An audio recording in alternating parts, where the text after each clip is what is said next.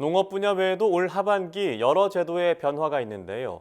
정부는 유류세 인하폭을 확대하고 생애 최초로 주택을 구입하는 사람들을 대상으로 주택담보대출 비율, LTV 상한을 높여 대출 문턱을 완화하기로 했습니다.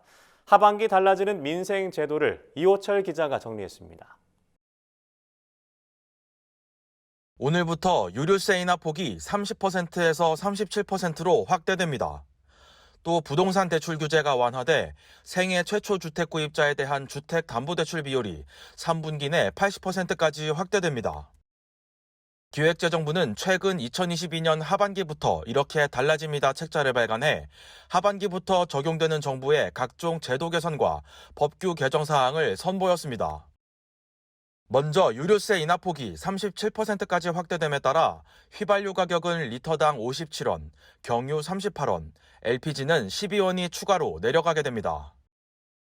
승용차에 대한 개별 소비세 인하 기간도 올해 말까지 6개월 연장됩니다. 올해 안에 공장에서 출고되거나 수입 신고된 승용차는 3.5%의 개별 소비세율이 적용됩니다. 소비자 납세 부담을 경감하고 자동차 판매 확대를 통해서 내부 증감을 하려는 것이고요. 부동산 대출 규제도 완화됩니다.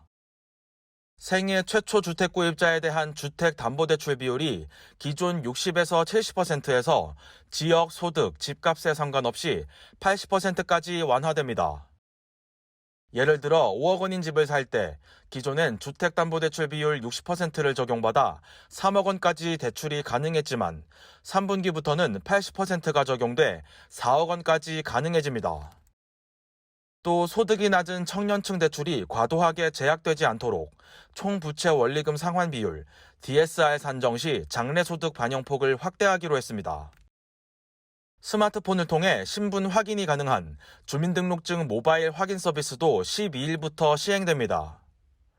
해당 서비스는 정부 24 앱에 로그인하고 본인 인증을 거쳐 기본 정보를 입력하면 이용할 수 있으며 지문, 얼굴 등 생체 인증 정보를 추가로 등록할 수 있습니다.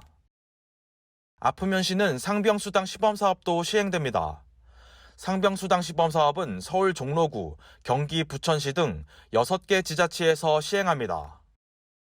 상병수당 시범사업을 시행하는 지역의 취업자는 질병이나 부상 등으로 일하지 못할 경우 해당 기간 동안 하루 43,960원을 받을 수 있습니다.